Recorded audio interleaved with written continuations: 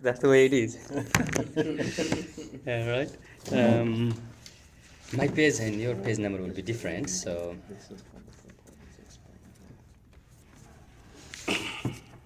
Okay, so I guess we take turn and then we read, or how do we do? We can just do two each. Two each, yeah, That'd yeah. be close enough. Yeah, yeah. All right, I guess I'll kick it off. Chapter 3. let's see, verse Text 11, yeah. text 11. The demigods, being pleased by sacrifices, will also please you, and thus, by cooperation between men and demigods, prosperity will reign for all. In charge of the various necessities of life, the demigods, being satisfied by the performance of yana, or sacrifice, will supply all necessities to you, but he who enjoys such gifts without offering them to the demigods in return is certainly a thief. So, my turn, or go this way? So, yeah, which way are we got? Sorry. We'll go clockwise. Oh, thief over there. So, it's my turn? No. Oh, we'll go, okay, yeah. okay.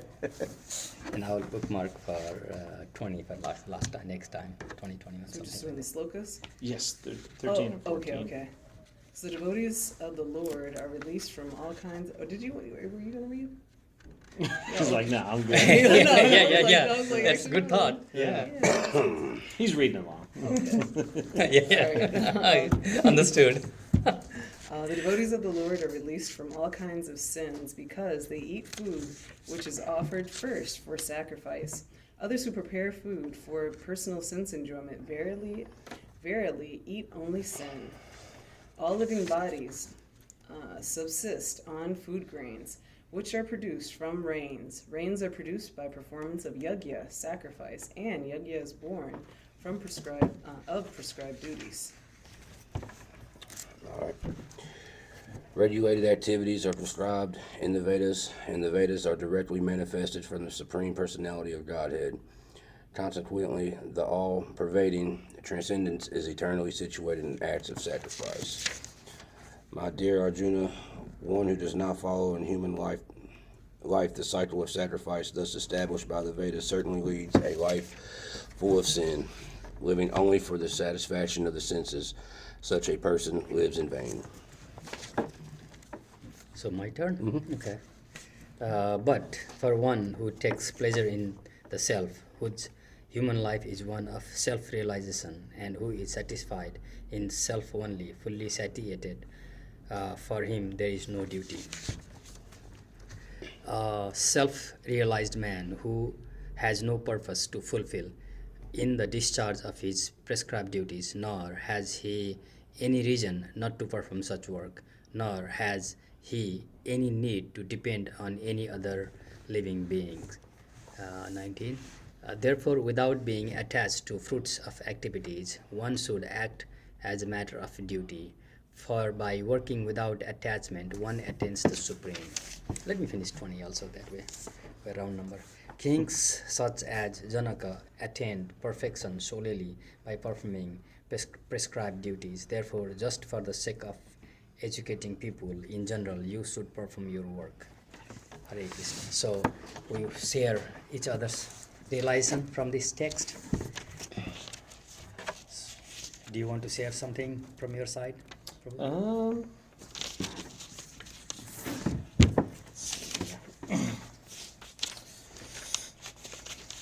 I do think one thing that stood out is, of course, just talking about if you're preparing food for personal sense enjoyment, of course, and without offering it, those are, obviously that's huge. To be able to make sure that coming from a place of thankfulness, and when you prepare and eat food. Yeah. I think that's one thing that's so neat Stood out. about Krishna consciousness is being thankful for everything. Yeah. But especially what you're putting inside your body. Body, yeah. Even though it's material, like you still got to take care of it. And, Yeah. So very Great. great. Anything you want to add, Mataji? Yeah, that one kind of stood out to me as well. I was just like, oh, this is purposeful. Yeah, Krishna. Yeah, no, definitely just, making sure that we are, not only just everything, even when you're out and about, just making sure that at least, whether you Shri Vishnu or say Hare Krishna 3 times over, just making sure Yeah. that you're offering it. 'Cause sometimes you forget Yeah. easily. And so just making sure to kind of, and then also trying to bless others as well. Yeah, I know there were some devotees that used to go into grocery stores and they would like offer everything that's offerable in their heads so that, if there's no devotees around, Yeah. everybody's getting prasadam. Yeah. It's just like, different types of, and they would be, and so they would come out the store like super ecstatic and the devotees like, what is your problem? I just offered the whole store, So, That's pretty funny. yeah. That's nice. Anything you want to add? Yeah, because I've been getting more into the learning and everything. So whether I was just talking to you about it before, when I'm at home cooking, or sometimes we do a lot of restaurants when we get done with whatever we're doing Yeah. at the state. And so now it's one of them situations to where when I'm doing it, it's I don't know all the answers they give them when they ask me right now, but you know what I mean. I'm just telling them, yo, this is what I'm doing. You know what I mean? Yes. Just bear with me for them. Y'all go ahead and do your thing. But I enjoy it because, for one thing, it's a good diet switch anyway. But it's also been helping me a lot with remembering and focusing on something other than just myself. If that makes sense, trying to do something more than just, all right, I'm gonna make something and then. Good. Well, I think too, for me, it's one of those things where it's like, it forces me to stop and slow down. You know what I mean? Because a lot of times I'm in a hurry, so I'm like, I'm just gonna eat this real quick, and then I'm like, dang it, I gotta make sure I'm being thankful for this. And so it's trying to get in the mindset of not rushing, not taking a moment to really focus on. And you are extremely hungry. You don't even remember to offer. You eat anyway. Yeah. And then you realize, Yeah. oh, darn it, I didn't even offer. Yeah. And you remember at that time you just ask forgiveness from Yep. Krishna. He is smiling, Yeah. your He's heart, like, this you guy forgot. again. Yeah. He did it again. It's what's funny is like that because the day and age that we live in too, though. Oh, I mean, yeah. everything's so fast paced. I always tell people it's a microwave generation because it's Yeah. just you want stuff now, Yeah. now. Yeah. That and you're not. I don't know. Maybe just because where I relate to it more, where I do the grateful stuff for my recovery. But at the same time, it's like I don't find the time to try to find anything other than saying, yeah, I'm clean and sober, so I'm just gonna say, yeah, I'm grateful for this and something like. But now we're like, it's like you said, it's making you slow down and actually truly taking the time to enjoy Yeah. instead of just supplying. Supplying with a purpose. Yeah. Yeah. Yeah, my favorite text on this chapter is 3:14, and I like to recite that Sanskrit verse. I love it. So annad bhavanti bhutani parjanyad anna sambhavaha yagyad bhavati parjanyo yagyaha karma samudbhavaha. Very powerful, very beautiful verse, because it is saying life is possible only because of grains, and it's like chain effect. How grain comes? Grain comes from rain. How rain is produced? Rain is produced by yagya. You said yagya, something like that, but Yeah. that's yagya, by the way. Yeah, thank you. And produced by yagya, and yagya produce that rain, and then that yagya is our occupational duty. Therefore, Krishna says to Arjun, do your yagya. And talking about yagya, it can be many things. It's basically in English sacrifice, okay? Different age, the different level of sacrifice. Like in Satya Yuga, people do meditation all day, like they do 10,000 a year meditation at once, easy. You know what their lifespan was? 100,000 a year. They live 100,000 a year, whereas we have less than 100 a year, right? So we cannot do 10,000 years of meditation, we didn't have life, right? So their sacrifice was meditation, right? And as age progresses, it changes. Sometimes it's fire sacrifice, sometimes it's deity worship. In this age of Kali, we have limited time, you have limited knowledge. We don't have enough, what I said, like your fast-paced, we are in fast-paced thing, right? Yeah. Microbe generation. We don't have that patience. We cannot stay still for a long time. How could we make progress in this spirituality? So Krishna have made so nice and easy that just chant Hare Krishna Maha Mantra, you'll be just fine. And if for this age of Kali, the chanting of Hare Krishna Maha Mantra is sacrifice, is yajna.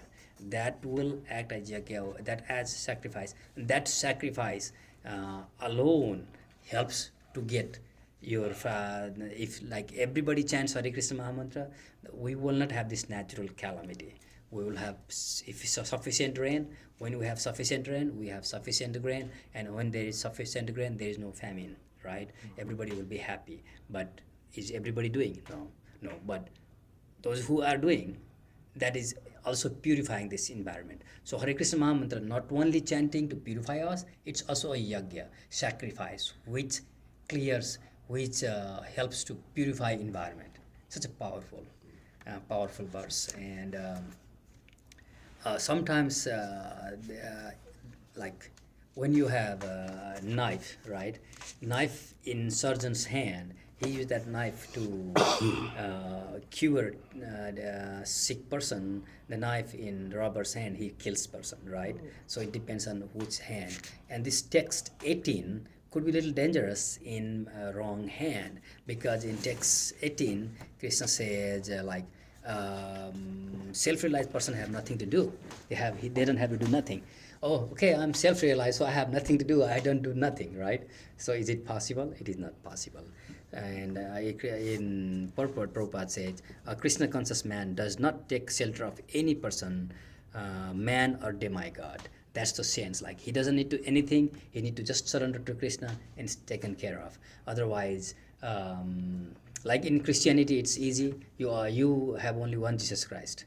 In Islam, there is only one Muhammad, right? In Hinduism, so many gods and demigods, so many, and people do. So, and of course, our Vedic ritualistic system talks about all different kind of demigods, how to worship them to get that material benefit, so that you can live this life comfortably with good economy. It's called dharma, artha, kam, moksha. Dharma means you do religion, that is like all religious principle, and then you earn some livelihood, dharma, artha, kama, and then you enjoy your senses, right?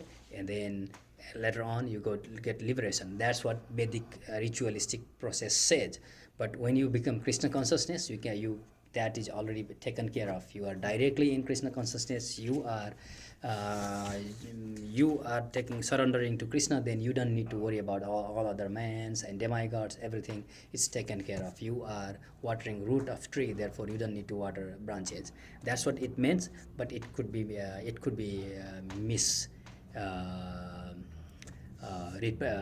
interpreted. So it's kind of risky. So that's the reason.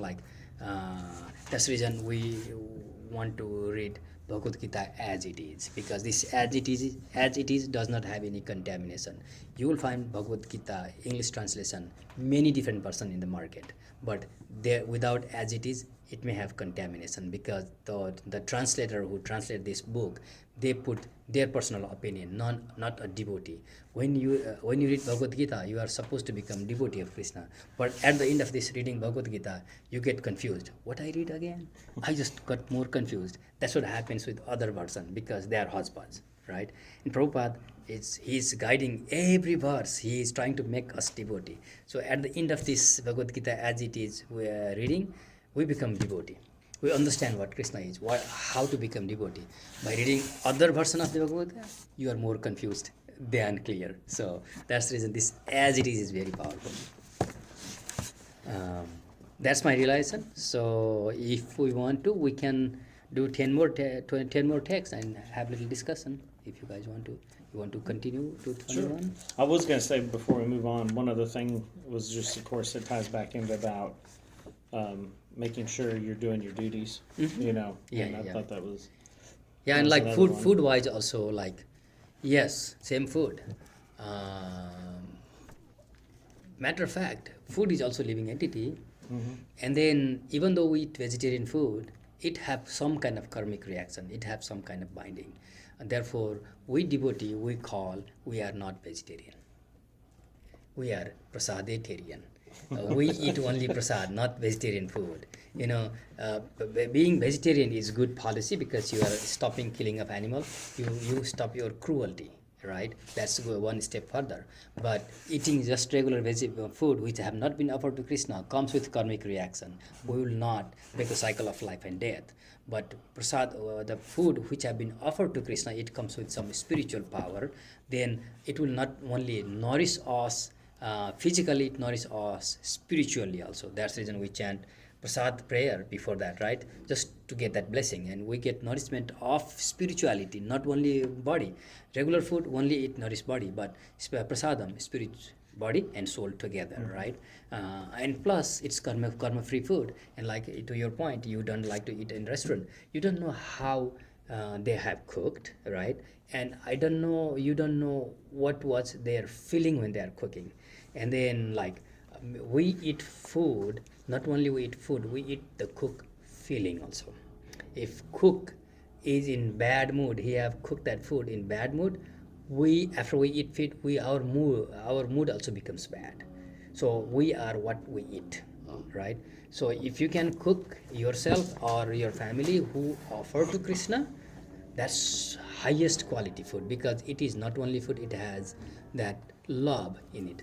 And that's the reason like we prefer to eat food cooked by mom, right? Because mom always have that love for their children.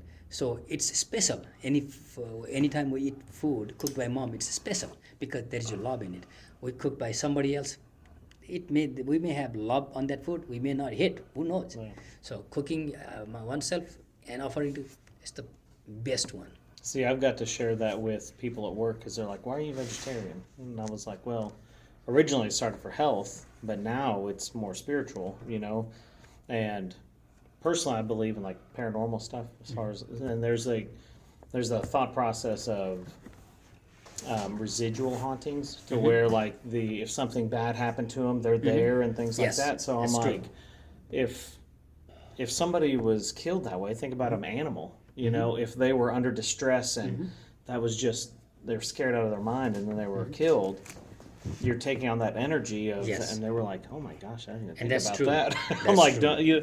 I'm like, I mean, think about it like that. You Yeah. know, we're not even talking about the karma side Yeah, of it, but just the energy that's you in eat the me, I will eat you. yeah. Is right? Yeah. So But I mean, you just thinking about something in a shoot that's scared out of its mind. Yeah. You know, it's just Yeah. kind of one of those things where I told them I don't need that energy in me. Yeah, you know, that's good. And they're like, well, that actually makes a little bit of sense. yeah. Yeah. So I mean, it's been neat to be able to share with people like Yeah. at work about that stuff. But, Good. No. Super. I like it. Oh, do you want to continue 20? Yeah, 21. Okay. You read 20, didn't you? Yeah, I did okay. 20. 21. Whatever action a great man performs, common men follow. And whatever standards he sets by exemplary acts, all the world pursues. O son of Partha, there is no work prescribed for me within all the 3 planetary systems, nor am I in wanting of anything, nor have I a need to obtain anything, and yet I am engaged in prescribed duties. For if I fail to engage in carefully performing prescribed duties, O Partha, certainly all men would follow my path. If I did not perform prescribed duties, all these worlds would be put into ruination. I would be the cause of creating unwanted population, and I would thereby destroy the peace of all living beings. As the ignorant perform their duties with attachment to results, the learned may similarly act, but without attachment, for the sake of leading people on the right path, so as not to disrupt the minds of ignorant men attached to the fruitive results of prescribed duties. A learned person should not induce them to stop work. Rather, by working in the spirit of devotion, he should engage them in all sorts of activities for the gradual development of Krishna consciousness. 27. The spirit soul, bewildered by the influence of false ego, thinks himself the doer of activities that are actually carried out by 3 modes of material nature. One who is in knowledge of absolute truth, O mighty armed, does not engage himself in senses and sense gratification, knowing well difference between work in devotion and work for fruitive result. 29. Bewildered by the modes of material nature, the ignorant fully engage themselves in material activities and become attached, but the wise should not unsettle them, although the duties are inferior due to the performer's lack of knowledge. I couldn't finish 30 also. Therefore, O Arjun, surrendering all your works unto me with full knowledge of me, without desire for profit, with no claims to proprietorship, free from lethargy, fight. So, you want to start? Well, this ties into one of my favorite shlokas that earlier in the Bhagavad Gita. I can't remember. I don't remember what chapter it's in. It's chapter 2, 47, I think. I think so. Yeah. You want to mention about Prescribed duties? 27. No, it's 47. It's 247. Yeah, 247. It's Yeah. कर्मण्य एवाधिकारस्ते मा फलेषु कदाचन मा कर्म फल हेतुर्भुर्म ते संगुस्तो कर्मणि. I'm gonna So you have quiz to you do, on that. yeah. 247. Let me see here, right here. 247. Yes, that is right. You passed the test. Good job. Thank you. Thank you. How much mark I got? 10 number? You have an A plus. Good Okay, job. thank you.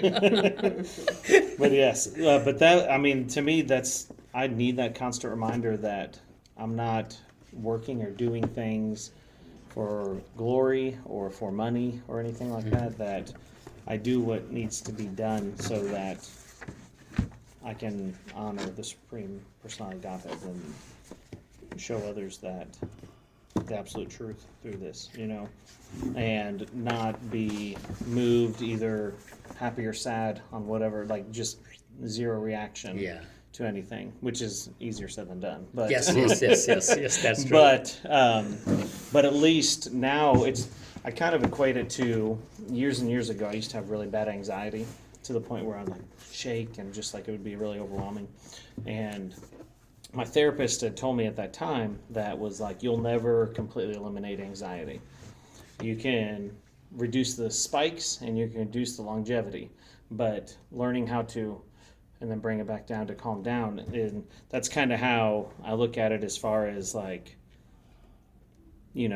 keeping my mindset of, any sort of attachment. Like if I start to feel it, like I just call it out instantly in my mind and like, okay, no reaction. There's no, why are you reacting to this? This is like irrelevant compared to the big picture. So Yep.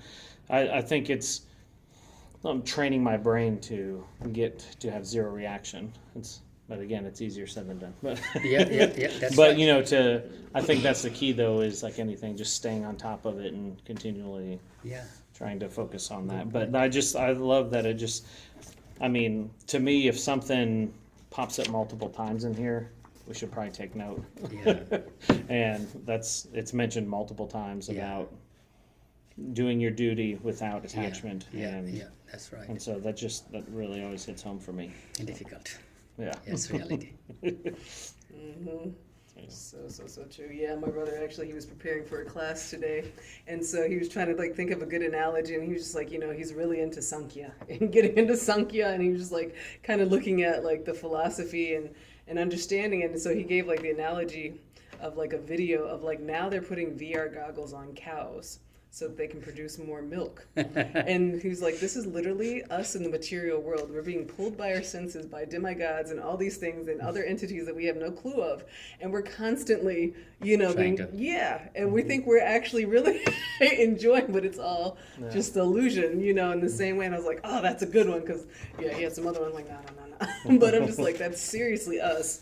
But yeah, no, definitely. Being detached from whatever we do, it's a journey. It's a practice, and as you progress in Krishna consciousness, if I want to personally, I can't, but with Krishna's help, we can gradually progress. You want to add anything on this one, Prabhu?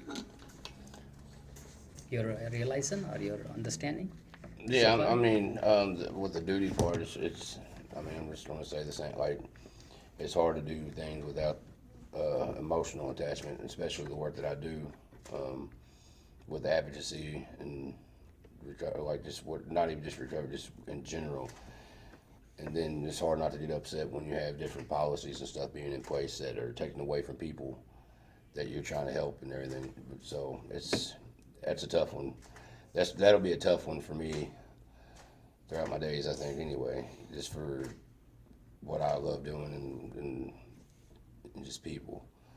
Now, like, as far as, like, and then if I go into the recovery part of it, I lost that attachment, I lost the attachment towards life and death a long time ago, simply for the fact that you can't control what others do, right? So if people, like, you can do your duty as far as giving them the help that they need, but if they don't accept it and then they go out and then they die, like, you can't have an emotional attachment to it, because Yes. if not, it'll kill you every time. It'll drag you down. And I learned that about 3 years ago, because it was one of them things that was bringing me down, and I was like, I don't want to do this no more. Yeah, And then I had good teachers, so. correct. On this, I like that 227, and I like to recite that Sanskrit verse because I love it, right? Prakritehe kriyamadani gudahi karmani sarvasaha ahankara vimudhatma kartaham iti manyate. That 227 is pretty interesting, because we do everything and it's done by 3 modes of material nature, but we think we are the doer. And that's the illusion, and it ties back right onto Jeremiah Prabhu's comment that whatever we do, we should not have attachment. The attachment is what make us sick, anxiety,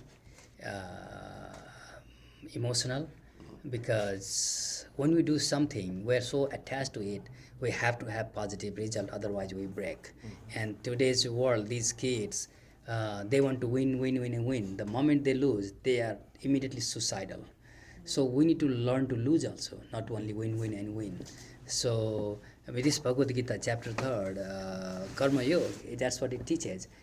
We need to do because it's our duty. Even Krishna says, I don't need to do nothing because I don't need nothing, because everything belongs to me and I have nothing to achieve, yet I do it because I am doing to give example to other people who follows me, right? And Arjuna, he told Arjuna also, you need to do your duty. You as a Kshatriya, your job is to fight. Go ahead and fight, so that they will follow your footstep. And I do all my work, even though I don't need to do, I do anyway. So do not get attached, but do your diligent duty, right? So other people follow.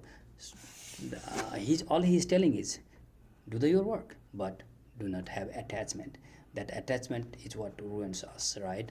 The moment we fail on thing, we immediately become so sick of it.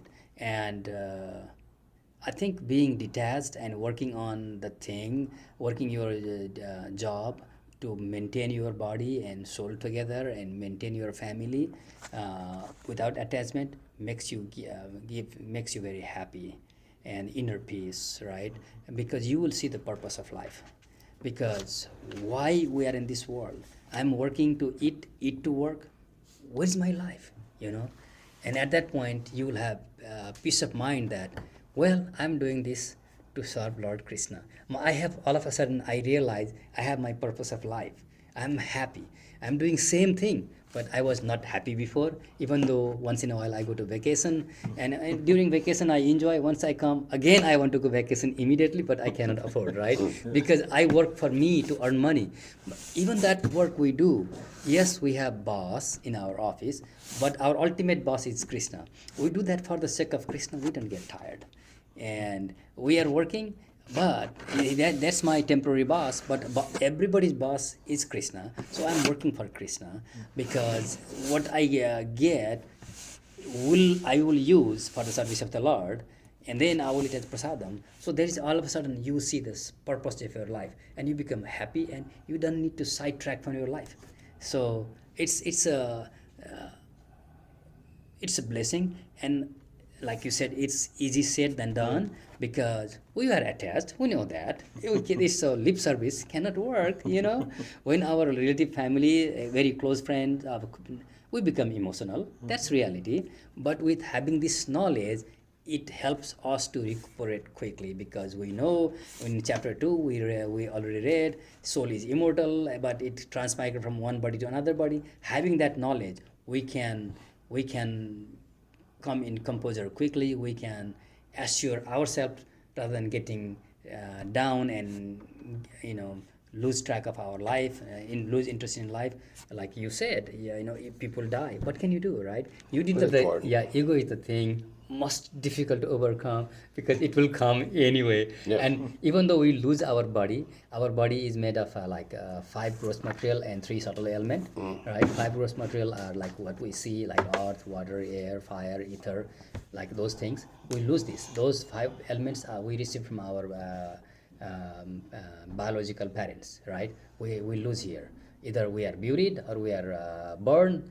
If not, insect will decompose us. It goes to mother nature, right? But there is 3 subtle element which transmigrate, which goes with our soul unless we break the cycle of life and death. Until we go to spiritual world, our 3 subtle element, which is mind, intelligence, and ego, travels along with us, with our body, one body to next body. That's the reason, like when you are born, you may be inclined to music. When you are born, you may be inclined to art. How is it possible? Because it's coming from past life. That's mind, intelligence, and ego comes together. Why? That ego is with you for many past life. It's not that easy to overcome. Only with Krishna's blessing, with devotional service, it can be transferred. It cannot be stopped. It can be transformed into Krishna consciousness. That's the reason this Krishna consciousness is so scientific. We cannot stop. We cannot force, but we can just transform it. That's the reason it's beautiful. It's scientific. So. Got that. Good deal. So if we don't have any additional, we pray and then pray for prasadam and then take prasadam. We would love to continue, but I need to go to the airport. We don't want you to sleep on a couch today. Yeah, yeah, that's right. All right. So we'll do prasadam prayer.